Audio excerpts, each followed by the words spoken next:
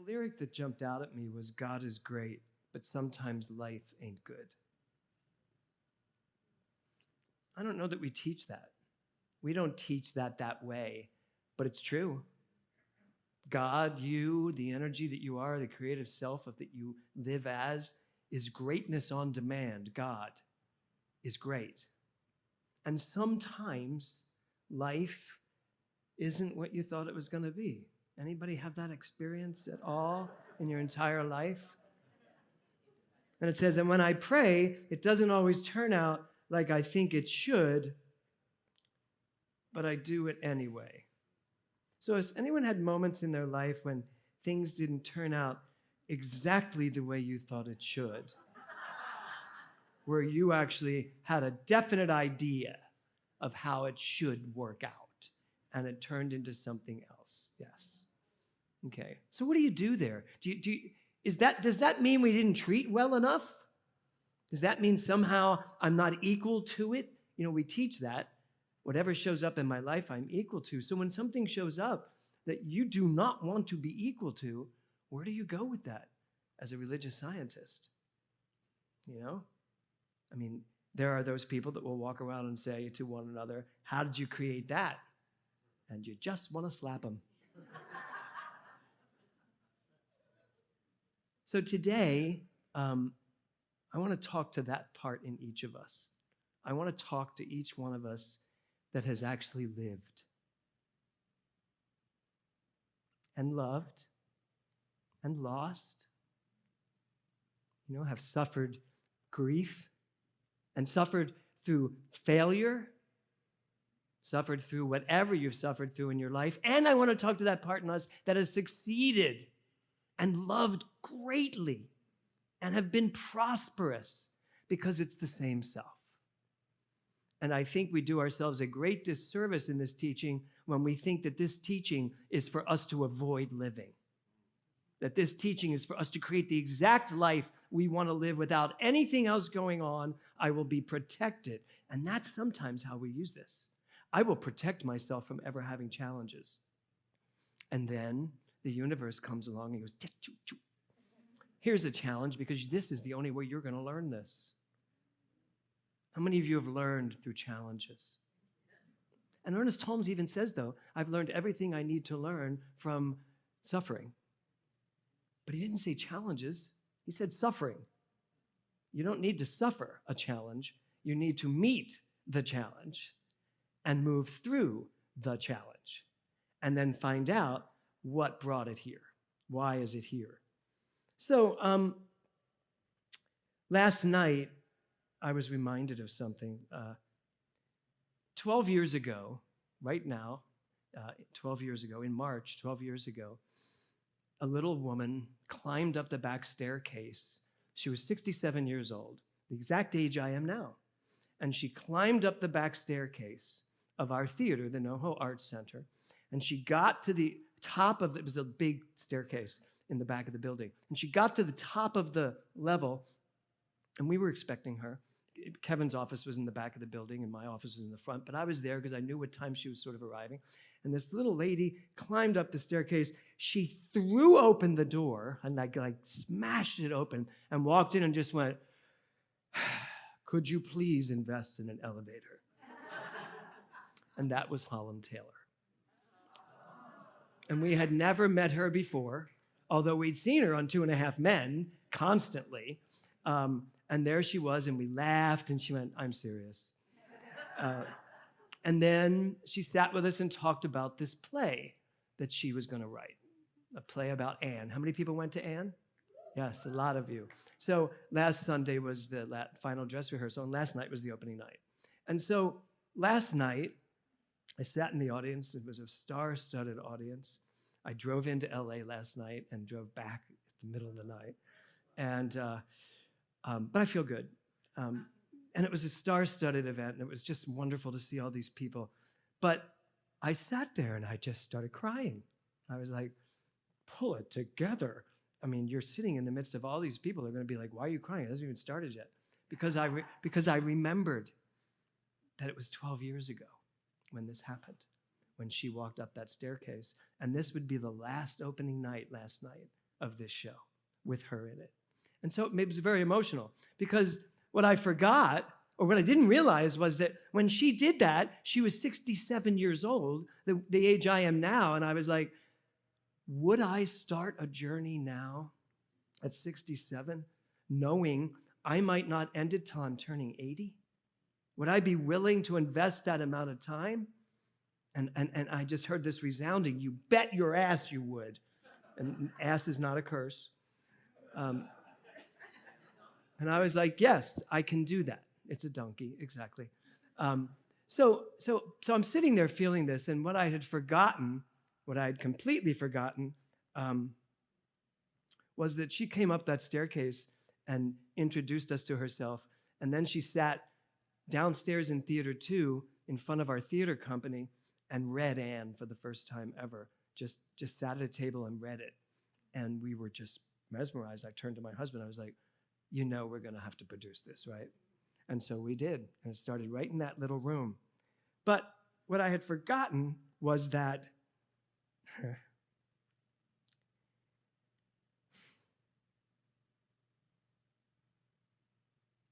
it's a little bit of an emotional talk for me. I had forgotten that 2 weeks later, I was diagnosed with stage 4 cancer. And Kevin came to me and he said, we can't produce this show. It's going to take every ounce of our energy to do this, and your only energy right now needs to go in healing. And I said, you know what? I will heal. You will produce. I said, we are not walking away from this. And then Holland, when she heard, she sent over a Kangen water machine. She like sent me everything she could send me that she thought would help heal me. And the first production of Anne, the first time it was ever produced down in Galveston, I was a slip of a thing, having gone through chemo and radiation and all. And that was the beginning of the journey 12 years ago. And I sat there last night and I was just sobbing. I was just like sitting there. And Reverend Eric was sitting to my left and the director was sitting to my right. And I kept it all in, but in my mind and in my face, I was just, and then I watched the play. And I knew what my talk was about today. I knew what we were going to sing. And if you could go back to that slide of the song, there you go. So Reverend Lori, who does our slides, we went through about 100 slides this week for this talk because she had a whole different version of what this talk was than I did, and what the song was about than I did. And I finally said to her, I said, could you find me someone from the Paralympics? And that's what I'm looking for. Because this song to me that Eve just sang is this, and she did it. She showed you. It's like, yeah, life is tough. We've all been given certain things that may seem like it makes us less than, or maybe a leg needed to go. Didn't stop this guy at all. He did it anyway. He ran anyway. He could have sat around saying, I couldn't do that. I don't have 2 legs to stand on. Did it anyway. That's the whole message I have for today. For you to ask yourself, is there anything in me that I'm still using as an excuse for not doing what is mine to do? 12 years ago, it would have been very easy for Kevin and I to have just said, you know what, Holland, we love your play, but we're going to pass. This has come up.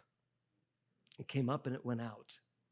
And I was at that first opening night in Galveston, and I was at opening night in San Antonio and Austin and Dallas, and I was at opening night in Chicago, and opening night at the Kennedy Center, and opening night on Broadway.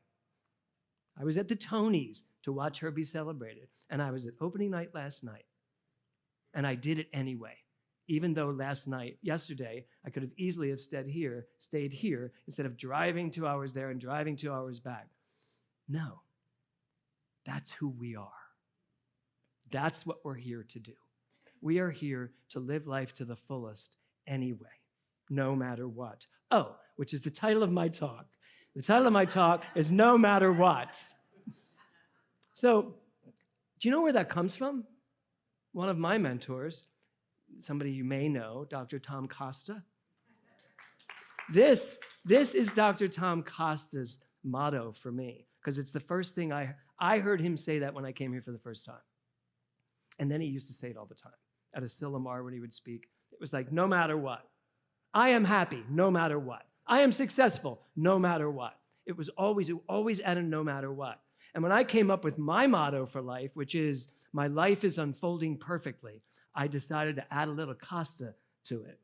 So it's, my life is unfolding perfectly no matter what. So that's really, it says no matter what, Dr. James Mellon, that's because it's the title of my talk, but it's his. And here's the other part that's really funny. So I was looking for a quote of Dr. Tom's to use today, and I'm not showing you any other quotes today other than that one. I think anything but that, because I want us to stay intimate and focused. So I was looking for a Dr. Tom quote, and it's this. It's from his book, Excuse Me While I Call God. How many people have read that? We need to get that. We have them. We need to give them out. Yeah. Not even sell them. Let's just give them out. Let's spread it out. Pick one up on your way out, everybody. Elizabeth's already running to get them. No, kidding. Kidding, Elizabeth. Liz is back there going, no. So here's the quote. It's this. This is God. I will be handling all of your problems today. I will not need your help, so have a good day. And so I'm reading this quote, and I was like, oh, that's perfect. It's what I want to talk about today. So I wrote it, and I'm sitting at my desk, and I look over, and on my desk is a little piece of rock that says, this is God. I will be handling all of your problems today. I will not need your help. Have a good day. I was like, how did I not see that? I've been sitting here for a year. I'm sure I've read it, but it didn't hit me. It didn't hit me the way it hit me today. So I pulled up the quote from the internet. I found his book, this whole thing, and it was sitting right there the whole freaking time. How many times has that happened in your life? Where you've gone around the world and back again and found the love of your life who lives next door. That's a Liza Minnelli song called Ring Them Bells. Anyway, so here's the question I have. What have you done in your life that seemed impossible, but you did it anyway? Just think about it. I know yours, Reverend Laurie, one of them. But just think for a minute. Just ask yourself, so where in my life did something look really impossibly challenging, and I did it anyway? You know, I think of all the auditions I went through, when I was a young actor, I got to audition in front of some of the greatest, Gower Champion, Bob Fosse, Jerome Robbins, Michael Bennett, some of the greats. And I knew I did not have the goods many of those times, but I did it anyway. It was like, you know what? I'm sure I don't have what you want for this, but you're going to get to see me at least for 5 minutes. I will make some dent in your mind.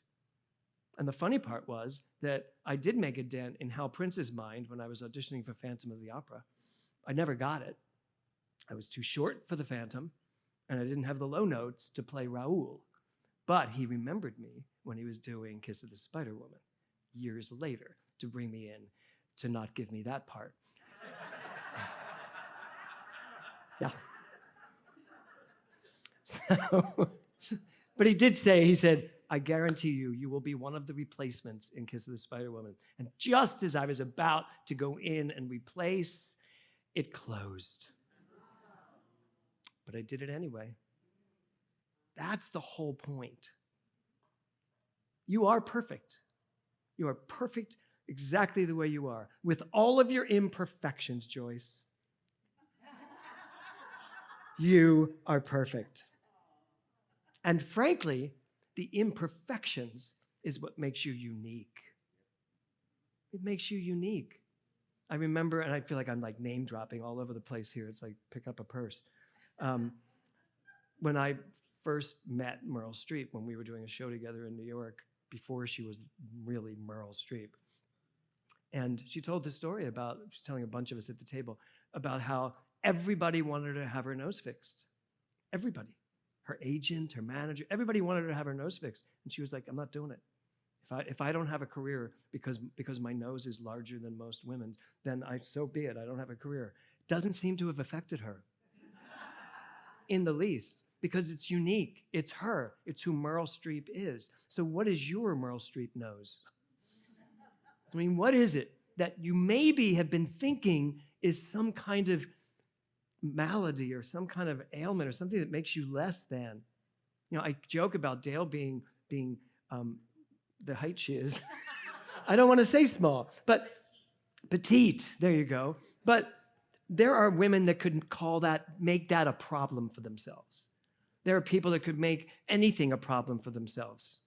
One of the things I love about the singer Adele, I honestly believe she walks onto stage and she doesn't care what you think she looks like. She still looks fabulous. And then she just sings. I went to see her in a concert, and it was the best concert I've ever been to.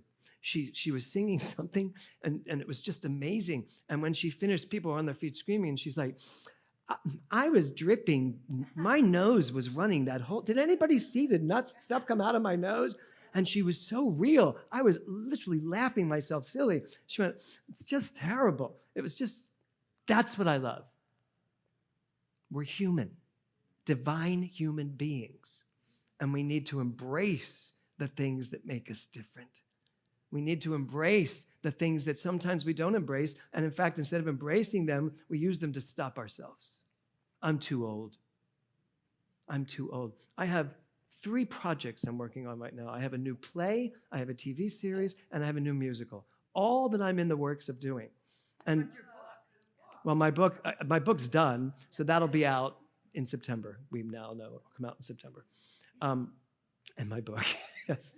But these 3 projects, I just recently, this is what goes through my mind, and I know it goes through your minds, and this is when we have to catch it, when it goes through our mind. I was like, oh my God, at 67, how long is it going to take for all these projects to be done? So last night, sitting in that theater, I was like, she was 67. She's about to turn 80, and she's still doing it. And she still memorized 2 hours of dialogue. Because there's a part of me that's like, people want me to do Sissy Boy again, my show. And I'm like, well, that's a lot of memorization.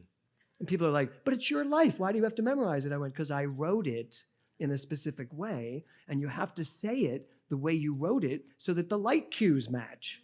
You can't just suddenly go off on a tizzy because you don't remember where you are. But do it anyway, right? If you don't have a light cue, oh well, find me. So I have a quote by Norman Vincent Peale. So take a deep breath. And he said this. He said, when you expect the best, you release a magnetic force in your mind, which by the law of attraction tends to bring the best to you. So let me say it again. When you expect the best, you release a magnetic force in your mind, which by the law of attraction tends to bring the best to you. You are energy. That's what you are. You are creative energy, substance. You are this quantum field of pure possibility. And when you tap into that and remember who you are, you release this energetic field that brings everything like it into play. That's how the law of attraction works. That's how your mind works. That's how your soul, your heart works. When you do something anyway, no matter what, you release that same magnetic force, telling the universe in that moment, I don't care, I'm doing it anyway. And everything that you had energized up to that point, all your yeah buts, all your this might not work out, all your fears, all your anxieties, everything, the minute you say, even with this, I'm doing it anyway, there's what you release. The energy that shows the universe you're serious. And you mean what you say. And you say what you mean. And the universe says, I will then give him that. So leave all your fear and your doubt and your worry behind you. Trust me, it's following behind you. Anybody feel that? When you go to do it anyway and it's like there? I remember opening night of Mirette. and everybody was in the audience. And there was a scene where I had to walk across the high wire. And I had gotten through it very well all through rehearsals, but the last rehearsal before, or the last performance, the preview, I had slipped. And you're supposed to be the greatest tightrope walker in the world, and you can't get across a rope. It kind of makes people not have a good time with the show. So I was in the wings, and the show was about to start, and I had this horrible anxiety, really bad anxiety. And I'm in this black outfit. My hair's like down to here, and I'm like, everything just felt dark, and everything was impinging on me, and the anxiety and the fear, and it was like, I'm obviously doing this anyway, because I'm doing this. And I walked out on stage, and what I realized was, and it's a beautiful thing I've taken with me the rest of my life, that doesn't go away. You have to use it. I have to take it and use it. Now, luckily, I was playing this really dark, demented character. So, I walked on stage with all that anxiety, and my heart was like pounding. And when I got to the tightrope, I literally, in my head, I was just screaming at myself, just like, I can't say the expletives I was using, but I was just saying, I don't care, just do it. And I literally walked across that wire singing what I had to sing, got to the other side, and I literally could feel my heart go, that was good. But the fear walked across the wire with me, and I did it anyway. So today, I'm here to ask you a question, which is the fourth question in my book, The 5 Questions, which is, what is yours to do today? If fear weren't an issue, if age wasn't an issue, if money wasn't an issue, if there were no issues, what is yours to do today? I've always been a renegade. A renegade is someone who deviates from what's considered normal. So how many renegades do I have here, right? Let me tell you, you're a renegade because you're sitting here. You're not across the street at the Hope Christian because there's something in you that's saying, and there's nothing, that's great. If you were, that would be great. But you're not. And I'm not. I'm here. I could have become a Catholic. No, I couldn't have become a Catholic priest. I could have when I didn't know who I was. But now that I know who I am, there are certain aspects that wouldn't have worked for me. But I've always wanted to be this, some version of this. So you're here because you're a renegade. And a renegade is someone who just deviates from the norm. But you know what a renegade really is? That's the negative side of renegade. You deviate from what's normal. You know what a renegade really is? A renegade is someone who hears the authenticity of his or her heart, and even if it seems like they're the only one who feels that way, they do it anyway. And they're not looking for people to approve, they just do it. Is that who you are? I agree. That is who you are, and that is who I am. So what's it going to be? What's it going to be? We're in a room full of renegades. And if you didn't answer yes, that's okay. Stick around. What's it going to be? What are you going to do? What inside of you, what is that thing inside of you that's still saying, you did not answer me? Because I hear it all the time. It's like, you never answered me when I asked this question. I was so, so proud of my husband last night. I really was. I was so proud of him. He has stayed with this project for 12 years. He has become Holland's one of her closest friends. And I've watched him put his heart and his soul. And when I saw him backstage after the show, I said, wow, last opening night. And he cried, and I cried, and then I told him my big aha and the thing. And I said, do you remember that I had cancer? He went, yes, I do. But we did it anyway.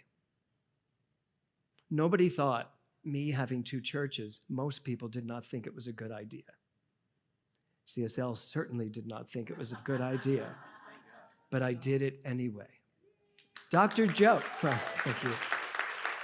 Dr. Joe was a do-it-anyway type of guy, wasn't he?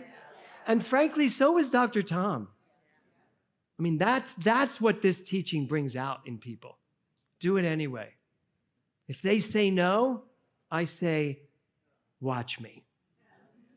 Because there's something in me that feels that way. And if I don't listen to it, I will die.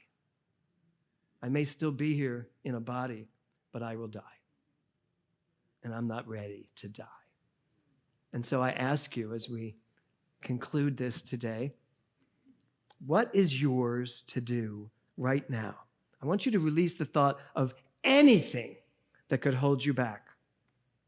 In the face of whatever you think makes you somehow disabled or incapable or unable to do what is yours to do, do it anyway. You don't need to fix the problem to do it. Do it anyway. You don't need to be smarter to do it. Do it anyway. You don't need to be thinner, younger, healthier, richer to make it work. Do it anyway. And while you're at it, throw in just a little touch of salt with no matter what. Namaste. Thank you.